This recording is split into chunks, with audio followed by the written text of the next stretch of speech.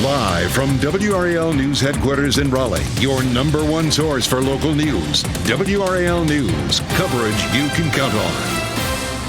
Hundreds of thousands of people in our state will soon have access to health care. What we know about a Medicaid expansion announcement coming in less than an hour. Don't interrupt me right now. I'm telling you, I'm telling you that right now. A Johnson County Board of Education meeting gets heated. We'll tell you why these school leaders started yelling at each other. Plus, a South Carolina woman died after falling off a steep cliff on Blue Ridge Parkway. What we know about the fall and how first responders found her. Good afternoon to you. I'm Jeff Hogan. And I'm Renee Chu. Thanks for joining us. Screaming, yelling, and heated discussions today at a special board meeting called by the Johnston County Board of Education. That meeting was to release findings from the board's attorney and investigators after a teacher sent a grievance to the board regarding new school board member Michelle Antoine. WRAL's Chelsea Donovan is outside the Johnson County Board of Education with details on this. Chelsea. Yeah, as you mentioned, Michelle Antoine is actually a newly elected school board member. She was recently elected in November, and about 2 weeks ago on September 12th, she actually filed a lawsuit suing the Johnston County Board of Education and the chair as well. The state superior judge, though, sealed that document, that lawsuit, so we really didn't know anything about what was in it except for today. A little bit of that was revealed. Now, as you mentioned, the board's attorney and investigators discussed a grievance someone made in May against school board member Antoine. One of the allegations states that there was inappropriate collaboration between Antoine, another school member, board member not named, and a teacher in the filing of several false grievances. Now, one of those three allegations filed by the attorney and investigators found that Antoine was not fully truthful in this investigation, and she made inappropriate and disparaging comments about a teacher, also not named. Today's meeting, as you mentioned, lasted less than an hour and was heated all the way through. Take a listen. Informed person, the most disrespected person, the most unprofessional person I've ever seen sit on the Board of Education or any board. Don't interrupt me right now. I'm telling you, I'm telling you that right now. What are you going to do? Wait. Just sit down. You want to threaten me? Look. Threaten me? What? As you can see there, they quickly took a break as the discussions got heated. Now, in this meeting, the school board member, Michelle Antoine, asked if she could respond to these findings by the investigator and the board's attorney. It was decided by a vote of 5-2 that she could answer the report findings, but it had to be in affidavit form. Now, we're still sifting through this report, and we'll have much more online and beginning in our later evening newscasts. A lot there with those fireworks. Certainly, Chelsea, we appreciate you staying on top of that. Thanks. In less than an hour, we'll learn when Medicaid will expand to hundreds of thousands of people in our state. It comes just days after lawmakers agreed and approved the new budget. WRAL's Laura Levine explains what we can expect from Governor Roy Cooper this afternoon. Medicaid expansion would have launched October 1st if we wouldn't have had those long negotiations over the budget this summer. Today, Governor Cooper will join the Department of Health and Human Services to announce when Medicaid expansion will be launched here for North Carolinians. On Friday, he did share that he will allow the budget to become law without his signature, opening up the doorways for Medicaid expansion for more than 600,000 North Carolinians. More than 200,000 of them are right here in Wake County alone. I spoke with Commissioner Matt Calabria earlier this summer when the county had to add more positions to prepare for the influx of applications. The bottom line is that access to health care is critical. We know it has a ton of benefits. It realizes savings in other areas. It allows healthcare providers to make ends meet. It creates a healthier workforce and even saves lives in the long run. So Governor Cooper will announce when the Medicaid expansion will launch today at 1 p.m. at the North Carolina Executive Mansion. Laura Levine, WRAL News in Raleigh. Starting today, you can start ordering more free at-home COVID-19 tests from the federal government. The Biden administration announced the relaunch of the program last week. The first time around, they sent out more than 750 million tests to homes across the nation. They've decided to offer more tests as medical experts predict another spike in COVID cases. You can request 4 free tests by visiting covidtests.gov. They'll start shipping out next week. The administration says some of them may look like they're expired, but the FDA has extended those expiration dates. And happening right now in the WRAL Live Center, we're following some breaking news out of Rocky Mount. Some good news this afternoon. Pfizer has announced that they will restart production after a tornado badly damaged the site there on July 19th. You can see the damage here. This is when the tornado hit. The majority of its manufacturing lines are now back up and running. And Pfizer is doing this through a phased approach with full production across the site's 3 manufacturing sites. That is anticipated by the end of the year. Now, production restart has been prioritized based on patient need and also their inventory levels. There are approximately 13 medicines in production on the lines that have restarted. Some medicines, they say, though, may not be back in full supply until next year. And the impact of this tornado is expected to affect the supply of medicines until, they say, at least mid next year. Today, work begins in a process that could dramatically change who represents you in the North Carolina General Assembly and on Capitol Hill. State lawmakers will begin drawing new congressional and legislative maps. You want to pay attention to this because those maps divide up our state into different regions and determine where your vote counts. This process has been a hot topic with debate over how these maps are drawn, making it all the way to the U.S. Supreme Court. Lawmakers have scheduled 3 community meetings this week to hear from the public. They're in Elizabeth City today, Hickory on Tuesday, and Raleigh on Wednesday. Anyone who wants to speak has to sign up online ahead of time. You can also find links in our story on WRAL.com for more details. A road is closed in North Raleigh after a water main break. This is on Durant Road near Sharpstone Lane. Crews have repaired the water main break, but now the road needs to be repaved. The main break happened Saturday. It's not clear if all the heavy rain from Ophelia was the cause of this break. A South Carolina woman died after falling off a steep cliff along the Blue Ridge Parkway north of Asheville. This happened Saturday at the Glass Mine Falls Overlook in Buncombe County. First responders had to rappel 150 feet down to find the hiker. Photos posted to Facebook show the steep drop-off. The National Park Service identified the woman as a 61-year-old from Greer, South Carolina. Hollywood is reacting to news that the Writers Guild has reached a tentative deal. A note to members last night said the agreement is in principle and subject to the final contract language. Chloe Milas explains why writers will not return to work right away and how long it'll take for new episodes and new movies to hit screens. Overnight, the writers' strike reaching its final act.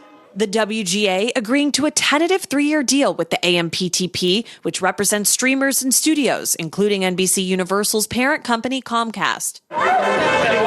It comes nearly 150 days after film and TV writers walked out on Hollywood and hit the picket lines. While specifics are not yet known, the deal likely promises higher residuals from streaming, higher wages, and protections against AI. In an email to members, the WGA is saying, though we are eager to share the details of what has been achieved with you, we cannot do that until the last I is dotted. From day one, we've been hopeful that a deal will be reached because, they're our partners and we love making television with them. Still, writers will not return to work just yet, as they wait for a final contract to be drafted and voted on by members. The union instead encouraging writers to join the actors who remain on strike, meaning it could take weeks or even months for Hollywood to see a full reboot. No one wants to cross the picket lines. Writers and actors taking to social media overnight to express their relief, including Michael Shea of Saturday Night Live writing, "I guess we back," and actress Mindy Kaling posting, "Can't wait to go back to work and see my people." Welcome, everybody! While daytime and late-night talk shows will likely be the first to be back on air, experts say the summer stoppage in TV production means new episodes of hit scripted shows may not return until next year, replaced this fall with reruns and reality TV. The Hollywood shutdown having big effects on the big screen, too. Studios already pushing back some major movie releases to 2024, including blockbuster sequels like Mission Impossible, Dune, and Gladiator. Is this not why you were here? Now with the writers reaching a deal, Hollywood is one step closer to being back in action. It was Chloe Milas reporting, and the strike isn't over yet, but workers are no longer picketing. The deal isn't done until a final contract is signed. The Writers Guild represents more than 11,000 writers. Auto workers continue on the picket lines today as their strike continues. That strike expanded Friday, but Ford has avoided additional strikes because the company has met some of the union's demands during negotiations over the past week.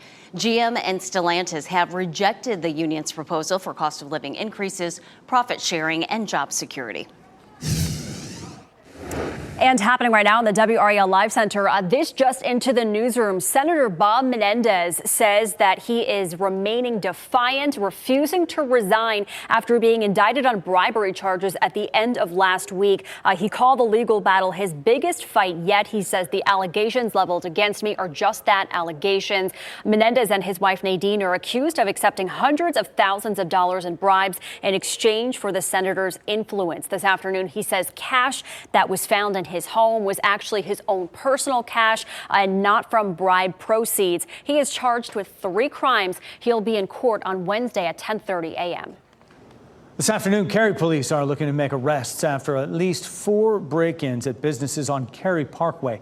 The break-ins happened early yesterday morning at Chinese No. 1 restaurant, Sweet Tea Boba, and a Subway sandwich shop, as well as the Bliss gas station.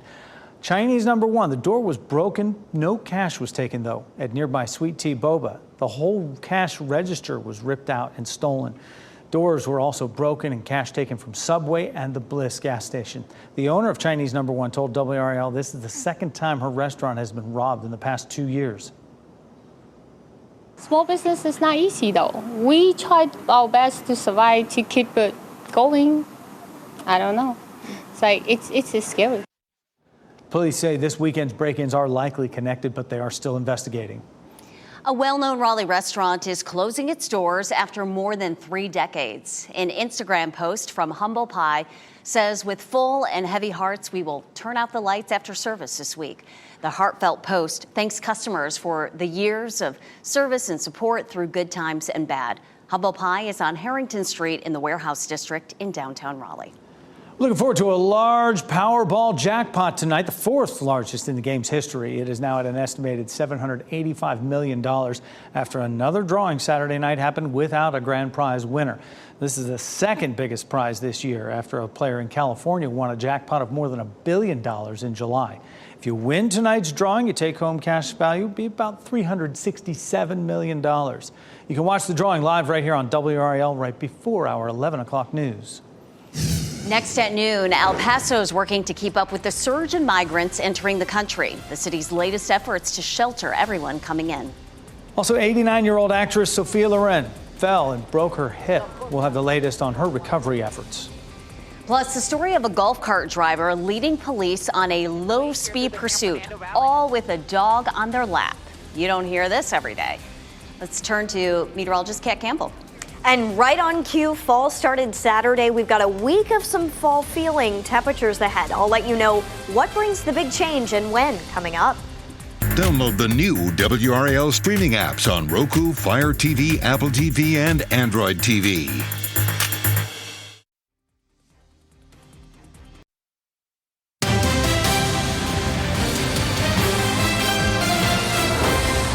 Actress Sophia Loren is recovering from a bad fall that caused multiple fractures. A spokesperson for the actress says her emergency surgery went well, and now we only need to wait. The Hollywood Reporter says the 89-year-old fell in her bathroom and fractured her hip and femur. She lives in Switzerland now and is one of the last surviving stars from Hollywood's golden age. Today, Jewish people around the world will observe Yom Kippur. It's the holiest day of the year in Judaism. Prayers were held this past weekend at the Western Wall of Jerusalem. Observers will fast until sunset and focus on repentance and asking for the forgiveness of their sins. In El Paso, Texas, an overflow shelter is open to handle a surge of migrants coming into the U.S.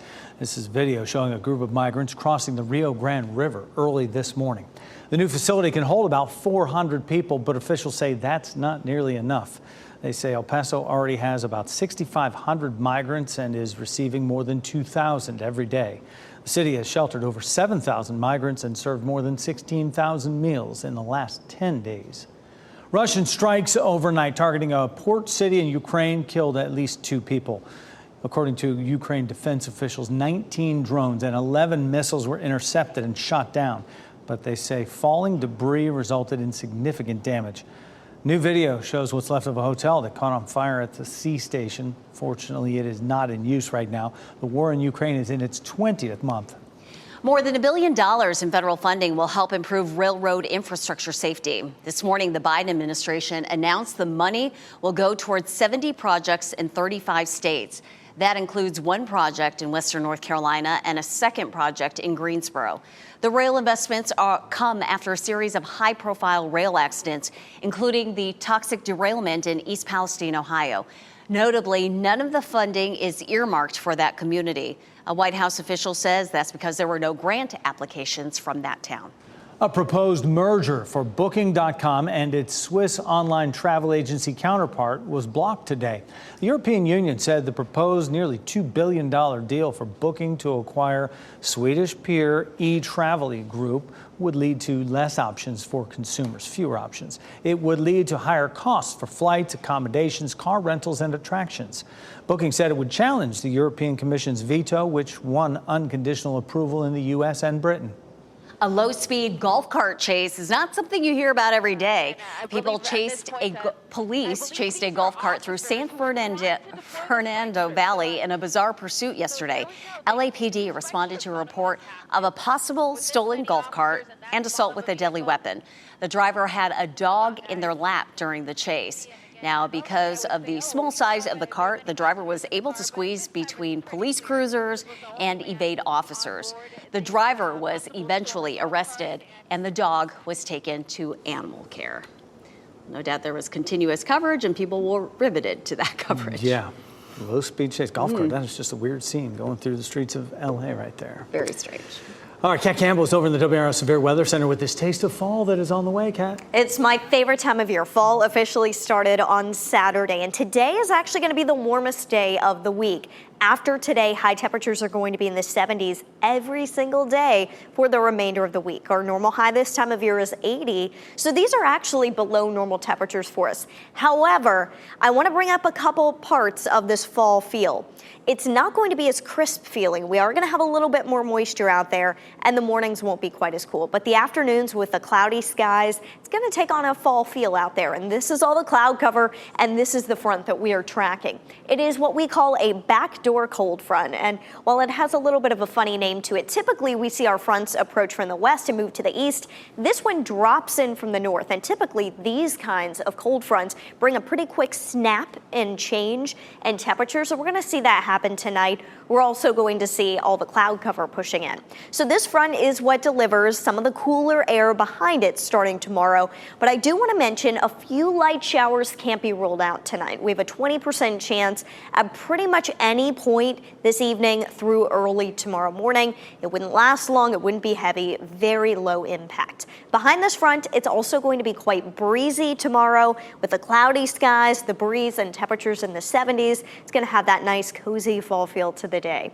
Today, though, it's nice outside. Enjoy the sunshine because we just don't have a lot of sun in the forecast this week. High temperatures today already seeing that range from north to south because that cold front is already draped across our northern counties. Should be in the upper 70s for Roxborough and South Hill, low to mid 80s for the Triangle, Rocky Mount, and even mid to perhaps upper 80s for our southern counties today.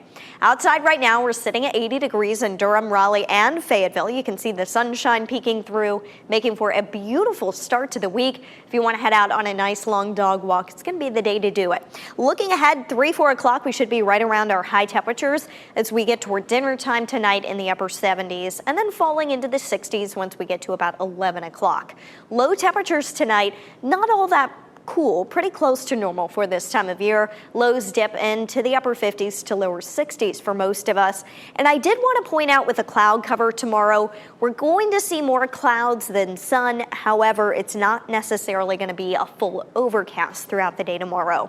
So, you may need your sunglasses at times, but it's going to take on a different look and definitely a different feel, especially with a northeast wind around 10 to 15 miles per hour. We go from 83 today back into the 70s for the remainder remainder of the week. As I mentioned, more clouds than sun, and we do have a couple of small chances for rain coming late Thursday and again late Friday. It doesn't look like it would be a big rainmaker for us. So if you do have a garden that needs tending to, it's a good week to make sure that you keep watering. Just some low rain chances, but it's not going to add up to much. You may be able to hold off, though. After all the rain we saw this weekend, you may not need to water again until closer to the end of the week.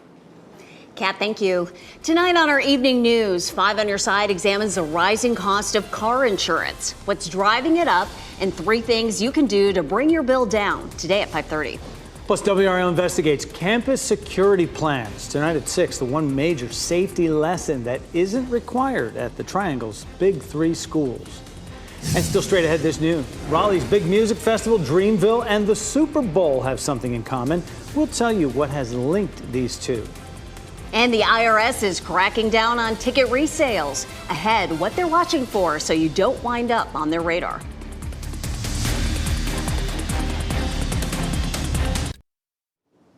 The Super Bowl halftime lineup is set. We'll tell you who's headlining. And credit card losses are rising. Those are among today's business headlines with Maribel Aber. Credit card losses are rising at the fastest pace since the financial crisis. Losses for credit card companies have jumped to 3.6%. That's according to a Goldman Sachs report. That's up 1.5 percentage points from just 2 years ago. And that increase in the rate of losses hasn't been seen since the recession of 2008. It comes as Americans owe a record $1 trillion on credit cards, according to the Federal Reserve Bank of New York. The IRS is going to know if you made a nice profit selling those Taylor Swift tickets under a new rule this year. Ticketmaster and StubHub and others have to report data on users selling more than $600 worth of tickets. Now, previously, ticket selling platforms had to send the 1099-K form if a user received more than $20,000 in revenue and had more than 200 transactions. The new rule with the lower amount is meant to make it harder for people to avoid reporting income from tickets to concerts and sporting events. The change was included as part of the COVID relief package from 2021, and it takes effect this year. Usher will headline the Super Bowl halftime show. The Grammy winner will perform at the February 11th NFL Championship in Las Vegas. Now, Usher rocketed to superstardom with his 2004 album Confessions. It sold more than 10 million copies in the U.S. and earned his 8 Grammy nominations. Usher joins past Super Bowl performers, including Beyonce, Madonna, and Lady Gaga. And those are your business headlines. I'm Maribel Aber at the NASDAQ Market Site. Usher, of course, made the appearance at Dreamville last year. Taylor Swift, meantime, is using her platform to encourage her followers to vote, and it's paying off. Nonprofit organization Vote.org took note of the results of her voter influence. More than 35,000 registrations were recorded by the site. Swift linked to her post. It's not known how many votes were a result of that post, but Vote.org says it saw a 1,200% jump in registration activity an hour after she shared her post. A federal class action claim accuses TikTok of racial discrimination and bias. 2 former employees who are black say in the claim they received worse treatment than white peers working for TikTok. They allege managers used racial smears, retaliation, and later fired the 2 after complaints were taken to Human Resources. TikTok says its anti-discrimination policies are strong and it is taking the matter seriously. A new goal of building a strong workforce is top of mind for Google. How the company is working to achieve that goal right here in North Carolina. Plus, lawmakers worked throughout the weekend to try to avoid a government shutdown, the snowball effect that would come from a shutdown and how it could impact you. First, here's a look at the winning lottery numbers. We'll be right back.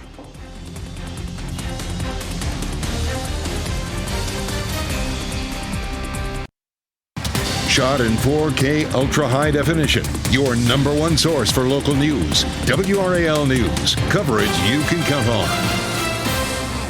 The deadline for a government shutdown is less than a week away. Lawmakers worked through the weekend to try and reach a deal, and D.C. is planning for the worst. John Lawrence reports the impacts of a government shutdown will have a snowball effect.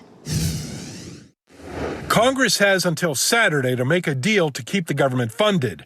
But members from both parties aren't feeling optimistic. If we have a government shutdown, which I'm sad to say at this point looks likely, it will be because there are a couple dozen Republican members at least who want a government shutdown. GOP Rep. Tim Burchett of Tennessee is among those holding his ground. The American public knows what we're up to, and they're sick and tired of it.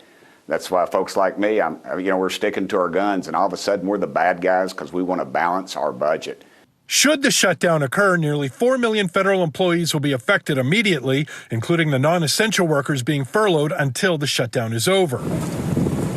It would also have a snowball effect across the U.S., including the Bureau of Labor Statistics not releasing financial data, which would make it hard for the Federal Reserve and investors to figure out the economy. And the White House says travel will be affected as well by air traffic controllers and TSA workers not getting paid to work.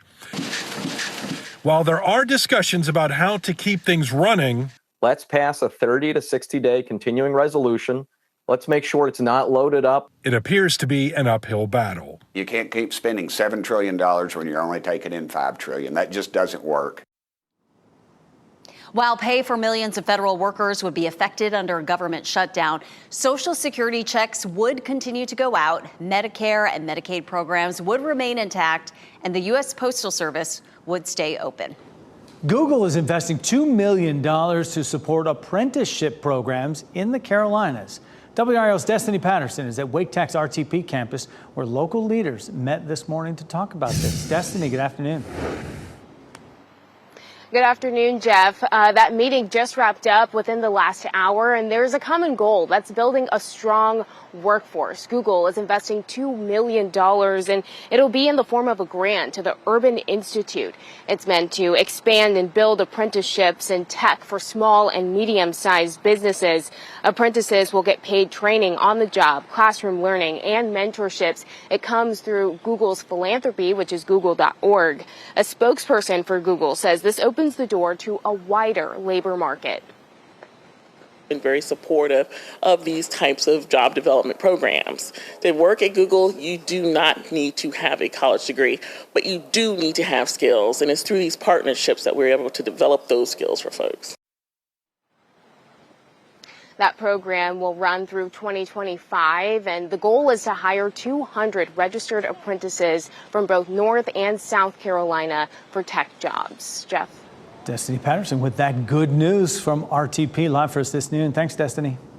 The group that owns PNC Arena is expected to move forward with plans to upgrade the experience for fans attending games and events. The Centennial Authority is meeting to vote on the enhancement design contract for the arena with architecture firm Ratio. This is part of a $300 million renovation project for the arena and the surrounding area.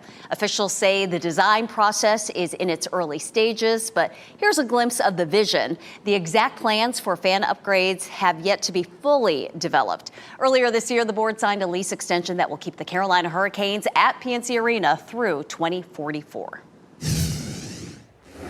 And happening right now in the WRAL Life Center, scary moments. Earlier this morning, the Pittsburgh Steelers charter plane had to make an emergency landing at the Kansas International Airport just before 4 a.m. this morning. A spokesperson with the team confirmed that everybody was safe following this emergency landing. There were 182 people on board the Delta Airlines flight. The right engine reported low engine pressure and the engine shut down, but the aircraft landed safely and taxied under its own power.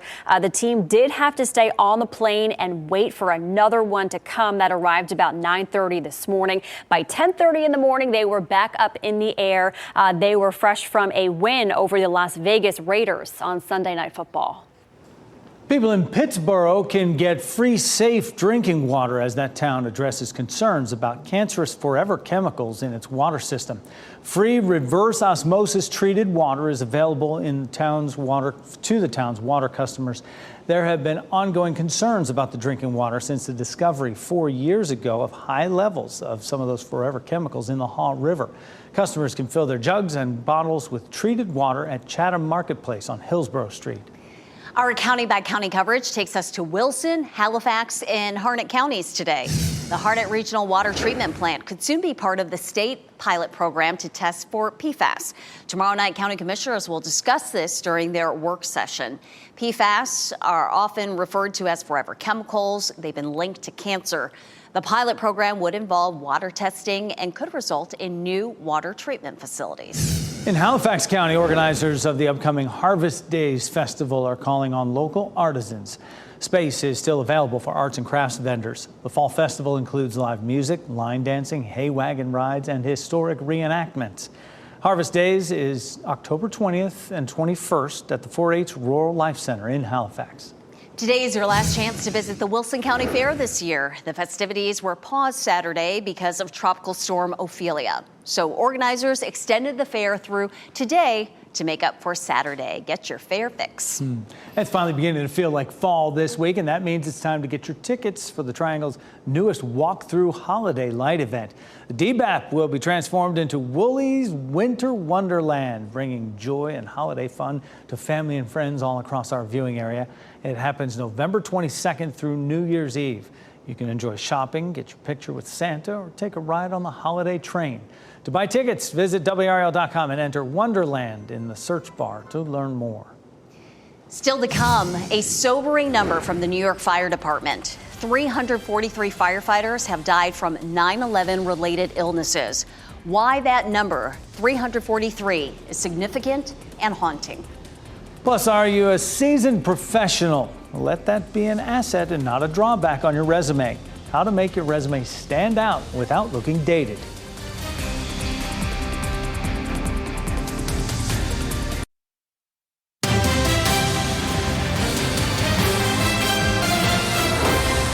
We now know the number of firefighters who've died from 9/11 related illnesses has reached 343. That's the same number of firefighters who lost their lives on the day of the attack 22 years ago.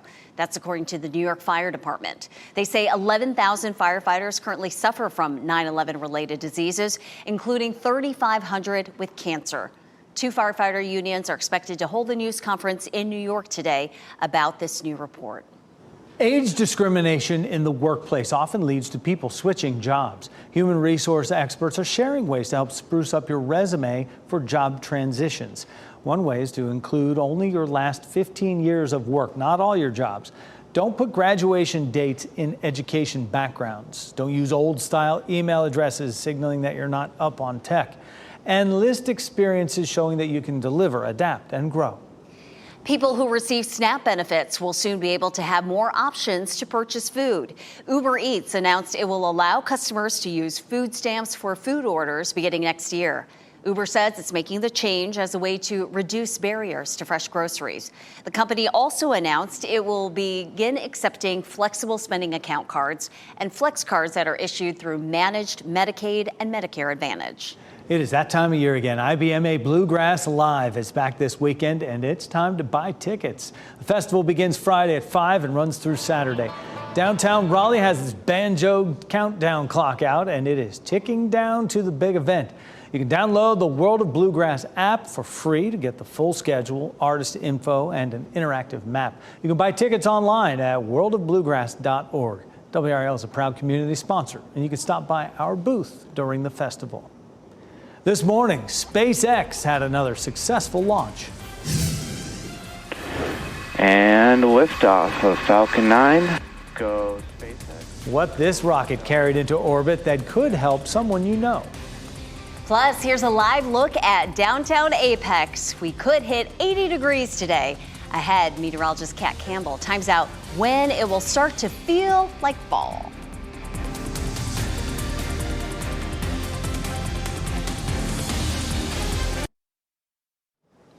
It's a historic first, and scientists hope they're one step closer to learning more about how the Earth may have formed. It's all thanks to samples NASA collected from an asteroid deep in outer space.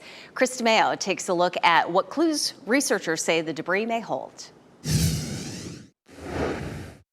It's a historic space-age spectacle. A capsule containing the first asteroid samples NASA has ever collected from the final frontier safely landed on Earth Sunday. This after being released from the OSIRIS-REx spacecraft roughly 63,000 miles above the planet. We think we've got a lot of sample in that science canister, and we can't wait to crack into it. The samples were taken from an asteroid called Bennu, and scientists hope the contents can unlock new clues about the formation of the Earth and our solar system. Asteroids are the leftover remnants from solar system formation. So they're a pristine example of planetary building blocks, and studying them helps us to understand how the Earth and all of the planets in our solar system were formed. And one of the driving objectives of this program is to try to understand, did carbon-rich asteroids like Bennu deliver the compounds that may have led to the origin of life on our planet? Are there clay minerals there? Are there carbonate minerals? Are there organic molecules? Do we see the iron oxides, the other things that we predicted on the asteroid surface? The OSIRIS-REx spacecraft began its mission to Bennu back in 2016. It finally made it to the asteroid 2 years later. And then we spent about 2 years mapping the surface down to the finest detail, the smallest pebbles, looking at composition, and basically trying to find that safe place where we'd be able to grab a sample. We took the sample in October 2020. We left in a couple months later, and it took all the rest of that time to come back to the Earth. The samples will now head to the Johnson Space Center in Texas, where they'll be reviewed and studied.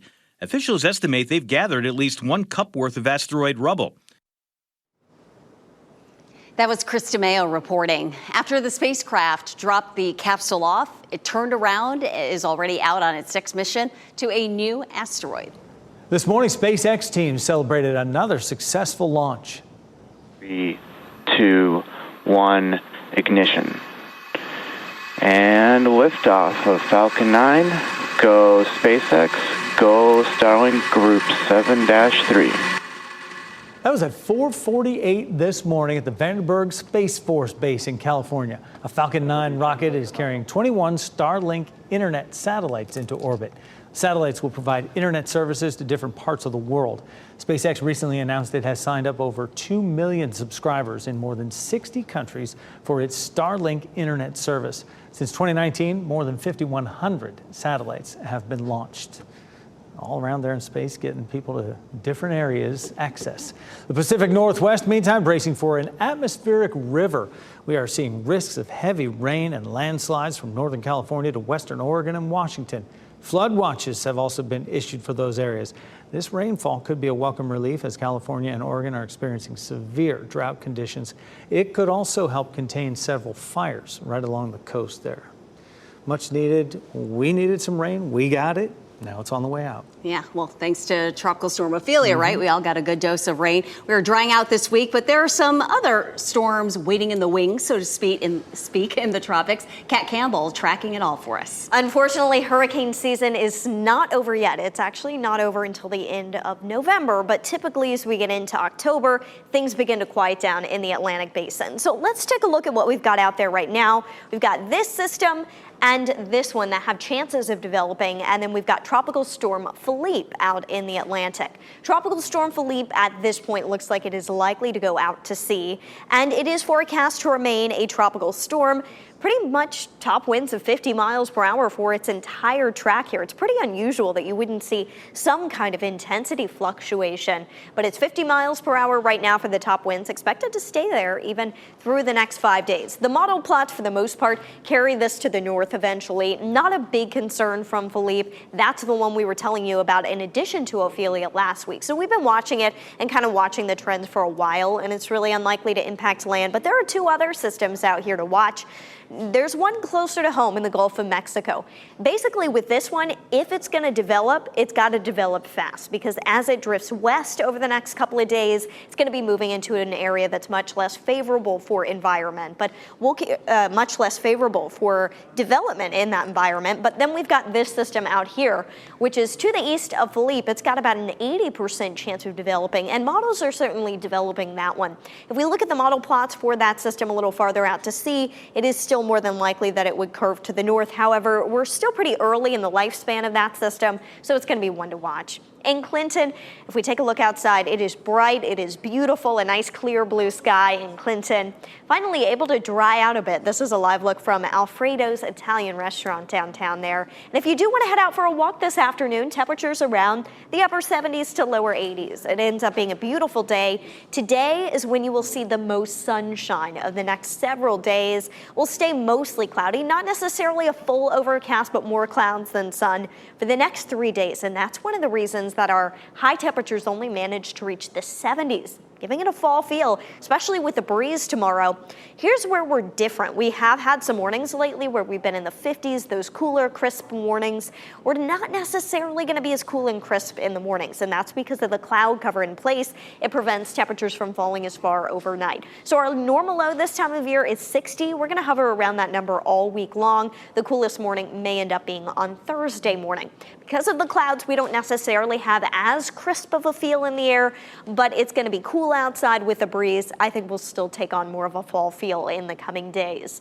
Rain chances on the low side. We've got a small 20% chance for rain tonight as the cold front drops in from the north that brings some of the cooler weather that we'll be seeing all the way through the weekend. We could be dealing with high temperatures in the 70s. It's right on cue. You know, fall started on Saturday. We've got a nice fall forecast to look forward to. But if you're a fan of the warmer weather and sunshine, try to make the most of today. Renee and Jeff. Oh, the next 7 days look pretty good to me. Kat, thank you. It's something you don't usually see in the Midwest. Flamingos outside of a zoo and on a beach in Wisconsin. What may have brought them in next?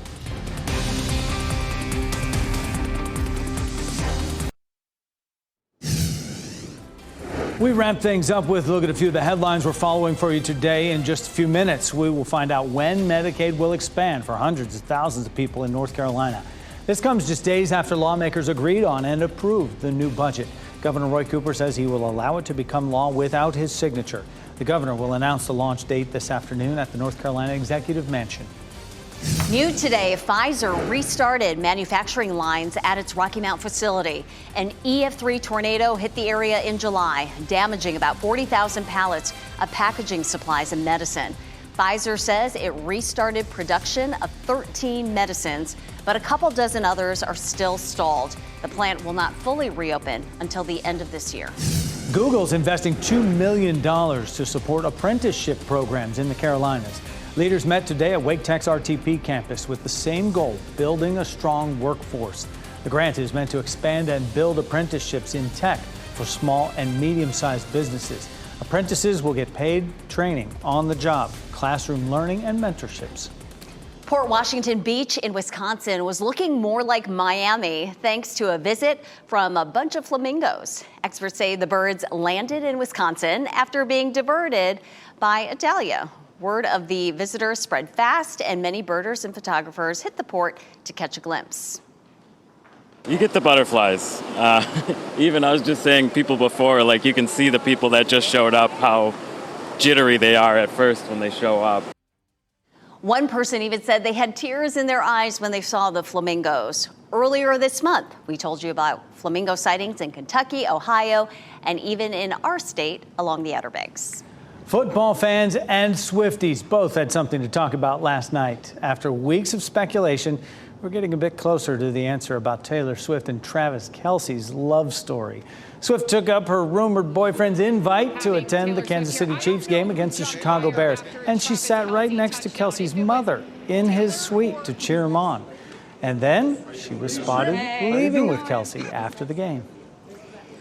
We have two very special pets of the day today from Safe Haven for Cats. Astellata and Crescent Moon are not related, but you'd think they'd be mother and daughter. Crescent Moon is a black and white domestic shorthair. She's a 1-year-old female. Astellata is a domestic shorthair Torby. She's an 18-week-old kitten. Look at her, so playful. You can visit the cats on Garvey Drive in Raleigh or see their profiles online at safehavenforcats.org. That's pretty cute. Go out and enjoy the temperatures today if you like it warm. Today will be the warmest day of the week. And then for those of you who've been waiting for fall, it's coming tomorrow. Change is coming. Yeah, this is the first full week of fall, and we're going to feel the effects. It's going to be great. I, for one, cannot wait. NBC News Daily is next on WRAL, your next local news update in 30 minutes. You can also get breaking news updates anytime with our WRAL News app. Have a great day.